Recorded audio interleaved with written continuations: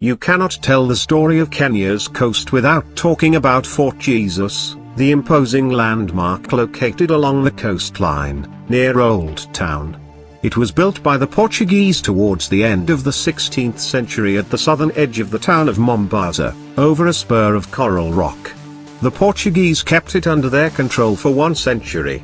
Fort Jesus bears testimony to the first successful attempt by Western civilization to rule the Indian Ocean trade routes, which, until then, had remained under Eastern influence. It was built to ensure the safety of the Portuguese on the east coast of Africa. The fort served as barracks for the soldiers and was later converted to a prison when the British Protectorate was proclaimed. This national treasure is managed by the National Museums of Kenya. The design of the fort, its proportions, its imposing walls and 5 bastions, all reflect the military architectural theory of the Renaissance.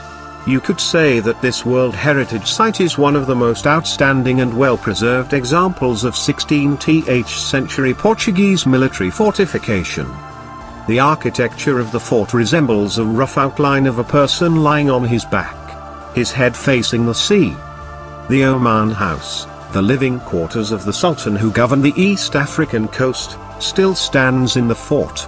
Other historical structures that are still intact include an open water cistern, which the Portuguese used to harvest rainwater, as well as a 76-foot deep well sunk by the Arabs.